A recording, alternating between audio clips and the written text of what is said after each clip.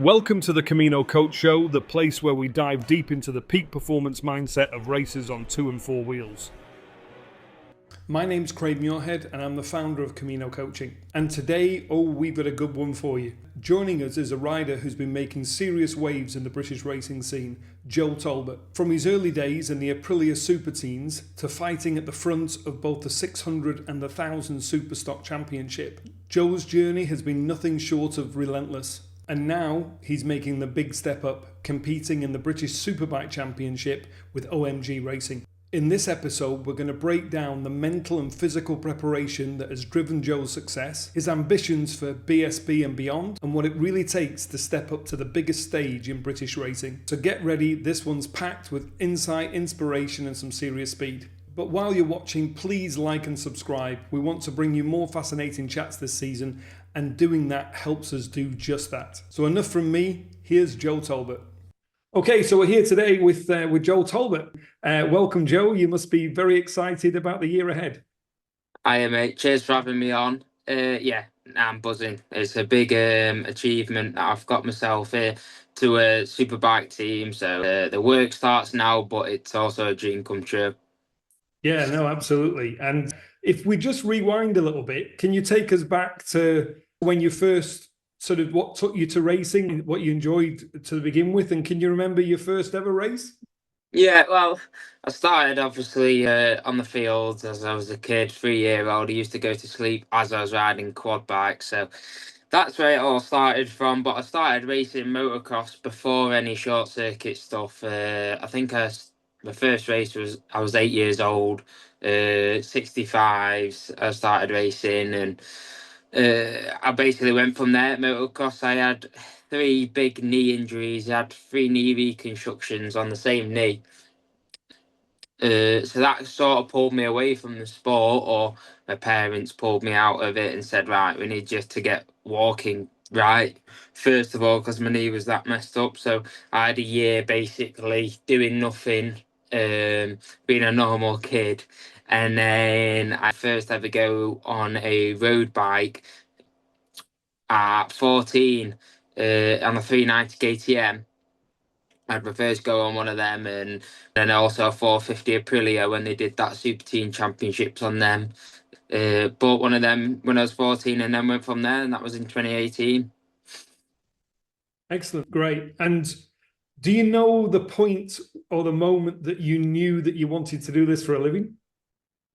Yeah, I'd say when I won the little Super Teens Championship, I won that in 2019 in my second year, and after I got the taste of winning, I believe that's when I thought, yeah, this is what I want to do. And then especially then going into the British Championships on the Stock 600s and stuff like that, and then Stock 1000s, I was like, yeah, this is what I want to do. And now more than ever, now making it into the Superbike class, I'm looking at it as a job, and I want to do this for the rest of my career. So I'd rather do that than sand cars all day. Yeah, it's a good option. It's a good option. Yeah. So, yeah, it's been a rapid rise from Super Teens in 2019 and stepping up to Superbike with OMG Racing this season. Has it fully sunk in yet, or are you still wrapping your head around the next chapter? Yeah, it has sunk in, as in I know what challenge I've got on my hands. Obviously, there's a testing ban in the Superbike class, so I don't get to test the bike till after the 17th of March. I had 3 days on it before the year, which we were allowed to do, and it was the best experience ever, getting to understand a big superbike, and then never mind a superbike. It was a completely different manufacturer that I've never rode, so getting used to one of them as well. First time riding an R1, and it was a good experience, and I was over the moon. But also, like, after I finished the 3 days, I realised the challenge I've got up ahead of me is no small feat, and that's why the boys in BSB are so good. But just waiting to the end of March, really, the start of April, I'm just itching to get going on it and spin laps on the bike and just start to process how to get fast on the bike and what it likes to do and just stuff like that. At the moment, I'm just training, just ticking along, training hard and just basically trying to get as physically fit as I can. So when I jump on the bike, I feel good. But we all know, like, bike fitness, you can't beat it. So I'm giddy, and I can't wait for a couple of months to come quick enough so I can get going on it. And stepping up from the 600, because if we go back a little bit again, you were on the super stock 600 class. To step up to the 1,000, what was the hardest transition that you found from going from the 600 in adapting to 1,000? The speed isn't. It is fast. A stock 1,000 bike is fast. But that wasn't really the scary part, or I got used to that within a couple of days, if not the first day on a stock 1,000. You get to realise they are fast. It gets a bit harder when you're obviously around Jolton Parks and stuff, and it's trying to wheelie everywhere and stuff like that. That's when you realise the speed difference. But it weren't really that. It was more the riding style change. A 600, you carry a lot of like entry speed and off the brake early and flow through the corners. And that's just how, because you've not rode 1,000, that's just how you think to go around a corner. And that is how you go around a corner up until you ride a 1,000. And you're like, that's not how you could go fast on 1,000. You have to go late on the brakes, and you have to wait longer than you think to get on the throttle. Because then when you've waited longer, you've sat it up a bit better and you can get on the gas even harder. So that was more adapting than the speed of the bike. The change of style is a lot, but I feel like once you've done it, you get to realise when I go down to the R6 and have a fun on R6, I get to realise you learn that it's easier to adapt back. Do you know what I mean? Because you've been through both experiences. So that was the hardest thing. And do you feel like it's a similar transition to step up to the superbike from the stock?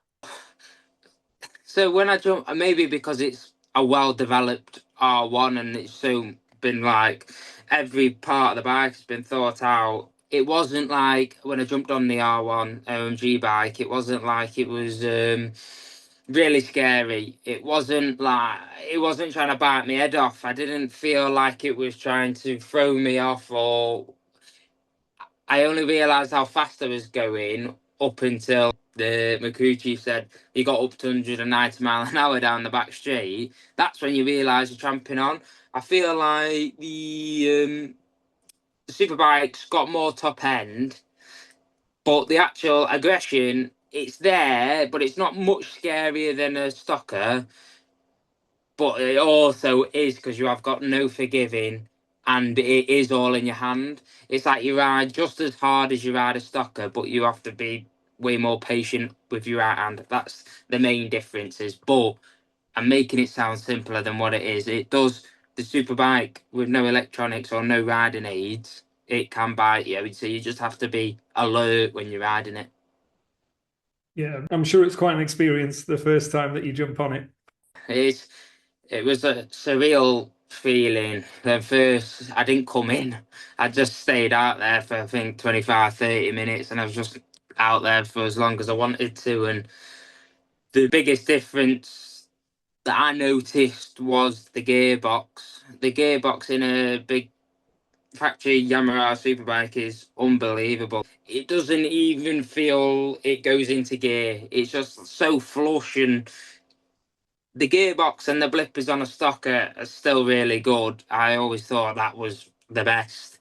But then when I've now got onto that, words can't describe how like nice the feeling is. When you could go from fourth, well, even you could even go from fifth to first, and you can go down the box that fast. It's a refreshing feel. 2024, so last season, saw you right in the mix for the title of the Superstock class. Yeah. What were the key moments in that season that you feel shaped you as a rider to be ready to step up to BSB Superbike? Especially with the tyres that we was on last year. I know for 2025, the stock 1000 class has gone back to the treaded tyres. We was on the slick tyres, so we wasn't that far off a Superbike time. Maybe over the race distance, if you looked at the time we finished the races, we was a bit more, not as consistent as the Superbikes. But one lap pace, there was some tracks where it was only 1 second off, do you know? And that's what made me realise that we're not hanging about. We are, even though we are in the stock class, we can ride. We are fast. So when I got basically, let's say, the call up to go and ride, I believed, yes, I've not been at the Superbike level yet, but I have been somewhat near the pace, and it's not like I'm 5 seconds off and then having to do it all on a brand new manufacturer. I'm probably a second and a half off, and I'll find that hopefully with an amazing team that I'm on and stuff like that. So also I was fighting at the front end of the class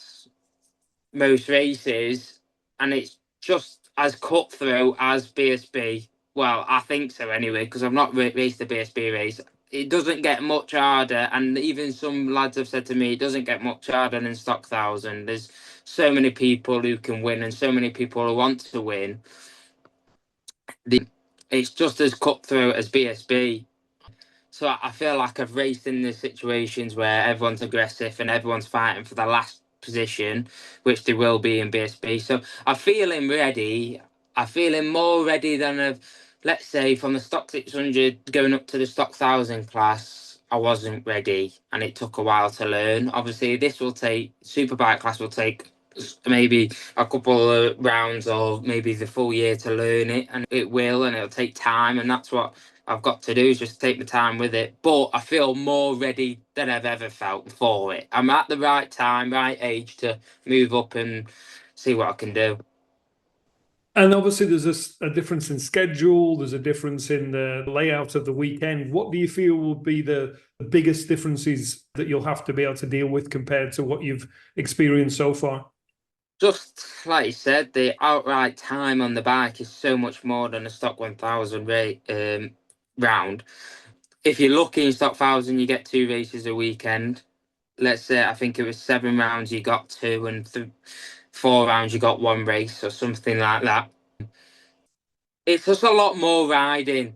You get a lot more free practice session. Like, you get FP1, FP2, which are longer. Then you got Q1, Q2, and then you got your 3 races that are all 2 races are longer, and you've got a shorter race. I feel like that will take adapting. Obviously, we're talking about the fitness side of things before. What I'm doing now, it's just trying to stay alert for over them 3 races as well, and not be getting fatigued, and staying on top of the nutrition, just so you're ready on that last race of the weekend. You're still as alert as you was for the first race. But I think it works in my favour. As a rookie and first time in the class, more time on the bike and more time out on track, learn can only benefit me. Obviously, everyone gets faster throughout the weekend, but it will help me having a little bit more time, so I'm not having to try and make everything up on Friday. I know that I've got to start a Saturday morning, and I can work on it. And when we look at the 2 levels of challenge, you've got the physical side and the mental side. So we'll look at them both. Physically, what do you feel is going to be needed? Is it more endurance? Is it more strength? What do you feel? Maybe a little more strength. Let's say blokes who have got that man strength without even trying, because they're 30 or whatever, and they're just strong, all athletes. The endurance side of things is definitely needed. I think motorbike, we're not made it easy for ourselves. I feel like we need everything in our armour to over the weekend. So we need to have that fitness where we can go out of the blocks at the start of the race and get the BPMs really high, do that first 5 laps as hard as you can, then try and calm down, settle in, and then go again for the last 3 laps. So, but I do feel like the endurance side of things is more important for me in 2025, because I believe them 3 races will take it out here. Not even that, maybe the nerves of like Q1, Q2, because one of my goals will be trying getting into Q2. So that'll drain you. So if you've got everything right and you've got a good base fitness to carry you through the weekend, I think that'll that's good because you can still be focused on the job. Absolutely. And what about the mental side? What are you looking to bring mentally to your game this season? Mentally, I'd say a little bit more confidence, I'd say, because, and a bit more happiness, I'd say. 2024, I was confident, as in a way I knew I was probably a top 5 guy most weekends, which the results say I was. But sometimes if I weren't in the top 5, I'd let my head down. And you can't really afford to do that, especially in the superbike class, because you've got 10, 15 guys, even more, that can put you out the point. So I've got to look and realise, yeah, that's all them names in front of me can ride a bike. They are all fast. So when I say don't let me head down and stay happy, it's just, yeah, right, you're 16th and you want to be in the points, let's say, or you want the top 10 because you're feeling good. You've got to realise it was no easy task. So just stay happy and just try and take on the challenge rather than get my head down and start getting frustrated with it. Yeah, and accept it as all part of the learning curve as well, Yeah. which is important in your first season as well.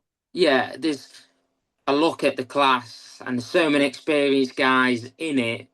You realise that's why them experienced guys are still so fast, because of that experience and because they've been through what you've already been through. They learn from their mistakes and they learn that they can't fall off or and then win and then fall off and then win. They got to be consistent throughout the year. They know that they can't let the head drop if it's not coming. They know that it's a three races throughout the weekend, so they can get the bike better. I feel like there's all of them, all them BSB riders carry confidence, as in a way they know it's going to come. They know in the mind it. I just keep on chipping away. Penny will drop, so I'm going to try and take a bit of that for myself, and I'm going to try and like, if I look at round 1 and then I'm at round 8, I can then look back at round 1 and go, look how much you've improved. Maybe the position's not, but you've gone from a second and a half off to only 0.8 off. Just trying to, because when you come 15th all the time, you want to be winning. And then if you're 15th, it's mentally, it does destroy you, especially from when I've been fighting for podiums every weekend in Stock Thou.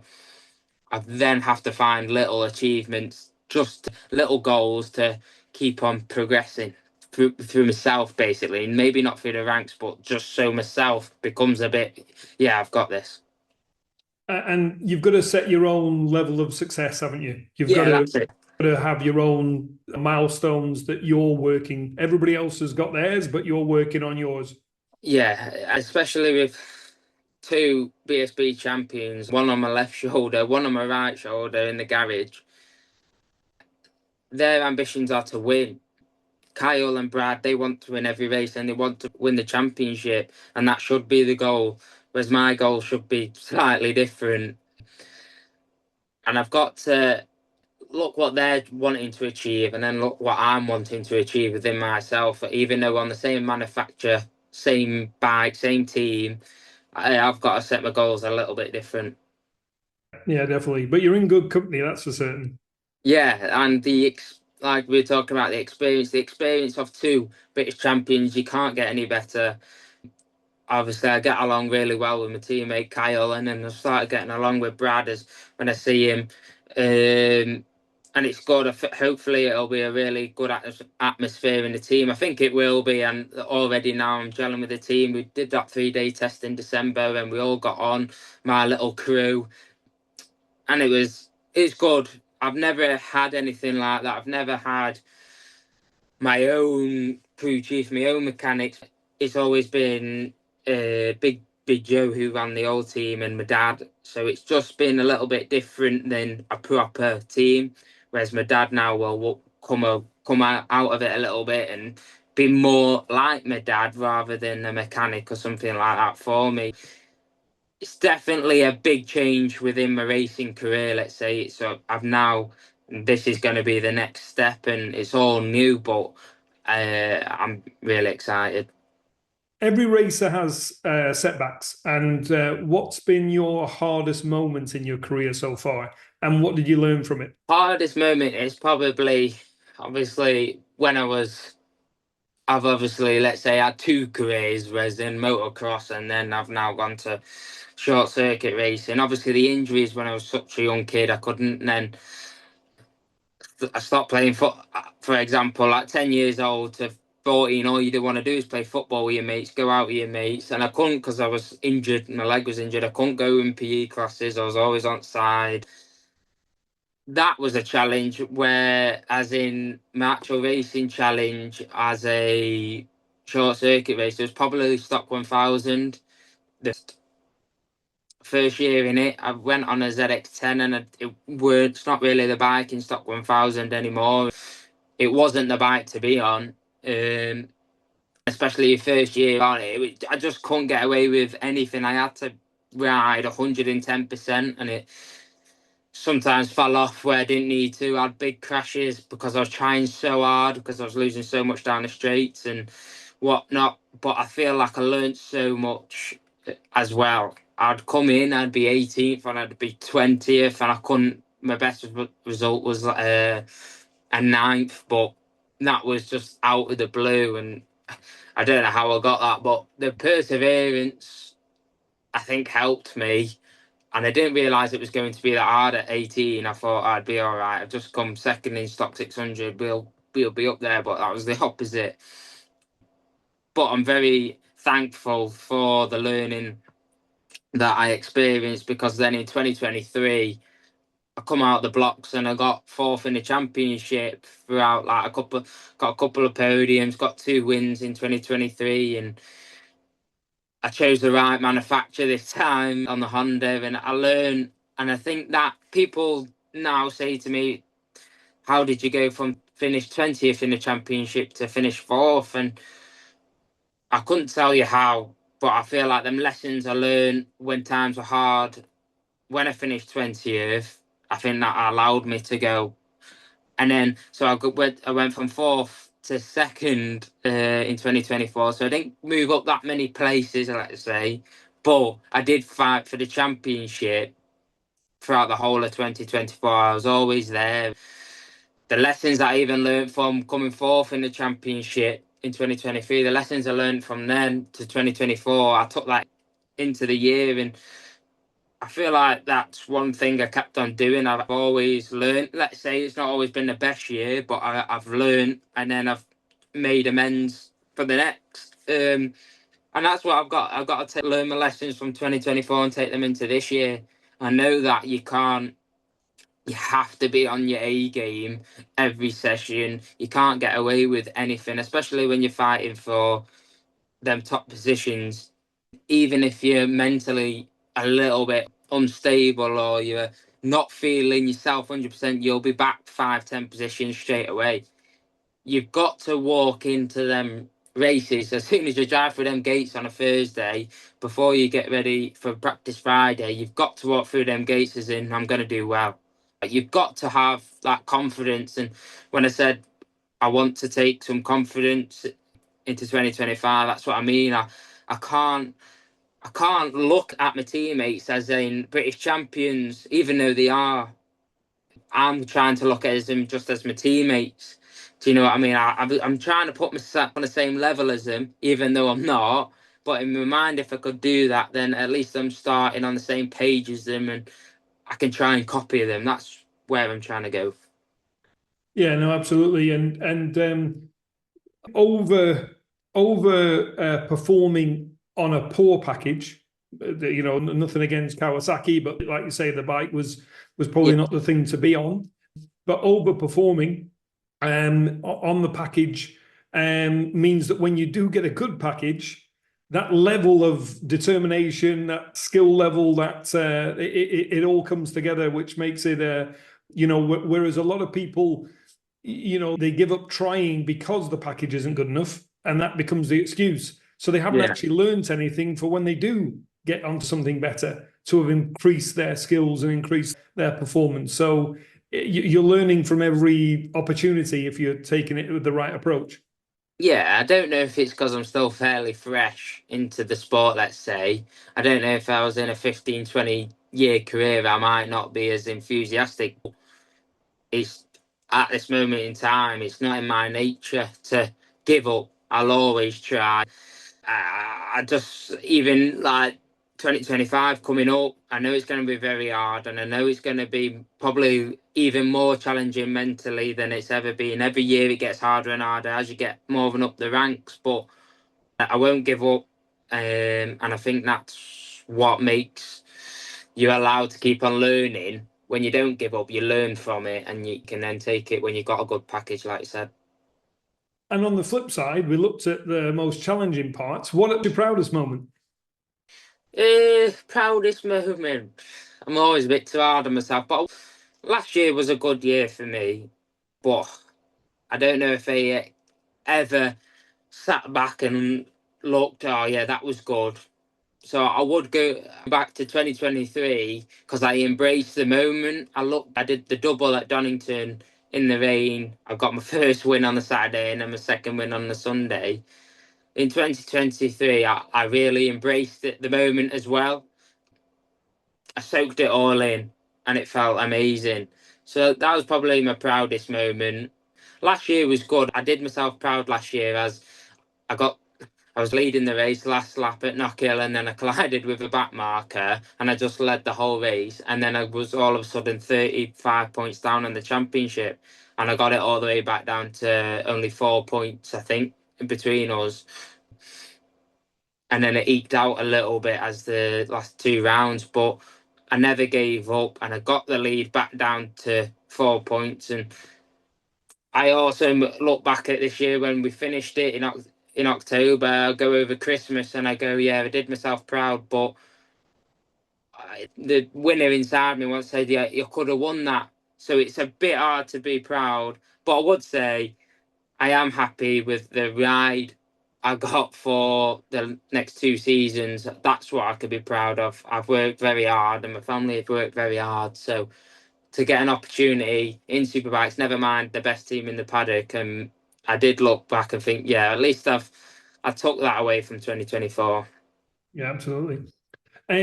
Staying composed in races is crucial, and you've been fighting at the front with that pressure for trying to get to a podium and take the win.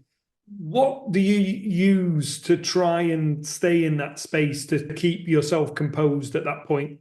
Yeah, I feel like as soon as you get into that picture of, oh my God, I'm leading, that's when it all starts going wrong.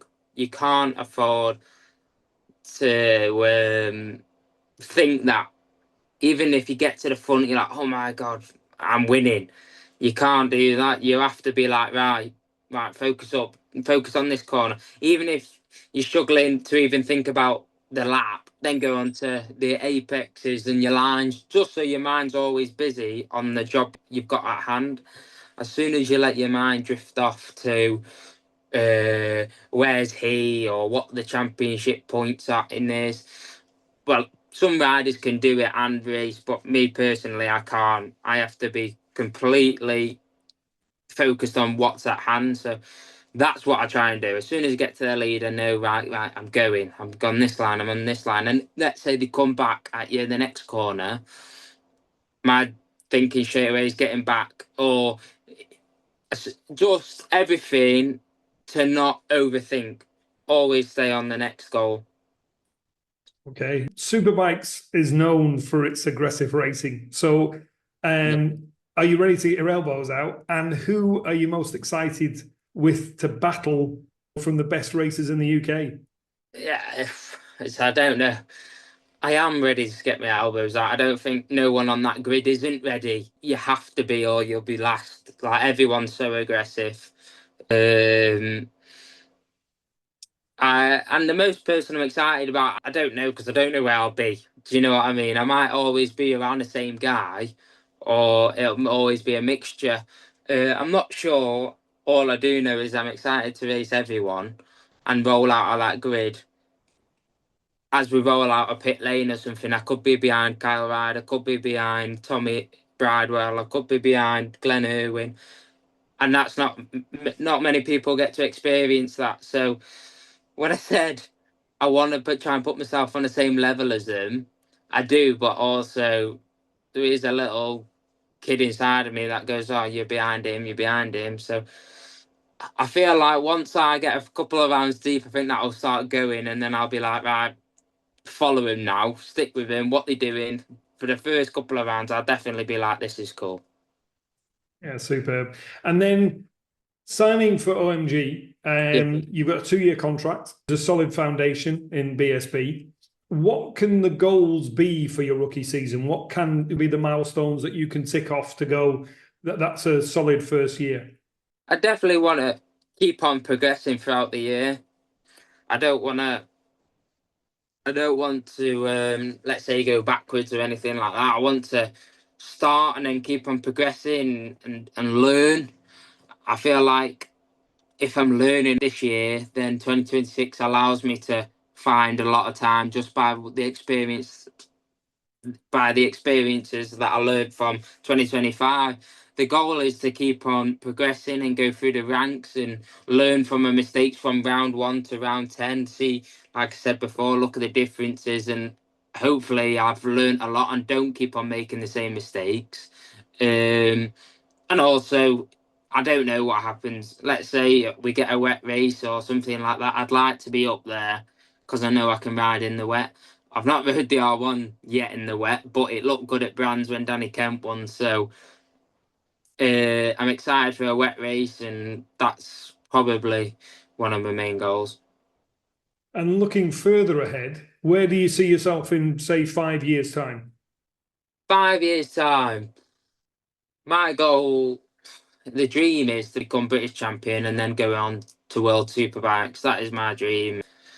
But I don't know how the stars align, do I? But the goal is to get into World Superbikes and then hopefully one day become a world champion. That is the ultimate dream. Sounds good. Yeah. And you're also, age is on your side. You're just 20, yeah? 21. 21, sorry. So Cracking on now. yeah, you're knocking on, getting on a little bit now. But you're part of a new wave of British riders that are getting up to the British Superbike class. Do you feel like there's a shift happening in the championship maybe there's a changing of the guard? Maybe, but maybe there's a few riders who've gone, like Jason O'Halloran is now not in it, and how many years has he been in it? It's just maybe, but I feel like you still got your Josh Brooks in it, you still got Tommy Bridewell in it, that are all capable of winning. Them, like we were talking about experience before, yeah, you can look at the age, but the experience that them boys have, which makes them still so fast. I don't know. I'm maybe on the tail end of their career, but they're definitely not done. That's what I'm saying. They're near the end of their career, but they can still win. But then you've got your likes of Kyle and your Brad Rays, who are 27, and now they're really fast. So there definitely is a new, like me, Scott Swan, with the same sort of age, and we are coming through, which is good to see. And I don't know. Right, so let's just have a look at your race weekend structure. One pre-race ritual that you'll never skip. I always wear 2 pairs of socks. Okay. I have to wear normal socks and then the motorbike socks. And that's Doesn't matter if I'm in Spain in 25 degrees or Knockhill at 10 degrees, it's always 2 socks. okay, good. What's your favorite track that you've ridden? That I've ridden, some good ones. I've got to stay loyal to Alton Park. It's my favourite. The only thing I can think of that I've not ridden yet is Portimao. So is that a dream track to do? Yeah, that's definitely on the bucket list. It looks like a bit of Alton Park on steroids. It looks so good. That's definitely on the bucket list. And I don't know if that might take the top spot, but it might not. And also another dream one would be to do Phillip Island. That looks unreal. But so far, the track that I've ridden is Alton Park, and that's my dream, my favourite track. There's some elevation changes that is a common denominator there, isn't there? Yeah, I love a bit of an elevation change. I just feel like it. I don't know. It's just got character, and I am a bit of a rider that has got character when I'm on the bike. Do you know what I mean? Even though I don't think I am, I look at races back and I go, bloody hell, out of shape there, out of shape there. But when I'm on the bike, I don't feel it. But when you're at Yulton Parks, it's a track where it's so up and down, even the straights aren't straight, and there's bumps in it, and it's wheeling. And it just almost like once you get it going and you're not even thinking, you start to like glide over bumps. You start to feel the bumps before you've even got to them. And on the tracks that are flatter, I don't feel like you ever experience that. You just feel like you're on the limit all the time and you're always pushing. Whereas you could go around Alton Park, not feel on the limit, and you're very, very fast. So that's why it's my favourite. Who was your favourite rider growing up? I would say it was Jonathan Ray as my favourite rider. Obviously, he's so good on a motocross bike as well, which I grew up on doing. When I was actually racing it, I was in Spain and I got to see him ride, and he was even as fast as some British Championship lads on the motocross bike. So I was thinking he's so good. Obviously, what he's achieved in World Superbikes is definitely the idol. What would you be doing if you weren't racing motorcycles for a living? Don't know. Probably working at my dad's unit in the painting cars and painting vans, but I do enjoy it. I enjoy it if it's a nice restoration car and that, but other than if it's just painting a van, I do not enjoy it. I'd rather be on my bike doing 100 and odd mile an hour. Good stuff. So, if you've got one piece of advice to a young rider that's listening to this and has a dream of making it to BSB, what would you tell them? What would I tell a younger lad? I'd say my advice would be don't ever give up. What was the quote? A winner is just a loser who tried one more time. When you're that age and you're a young kid, all that matters is being cool in front of school and what your mates think.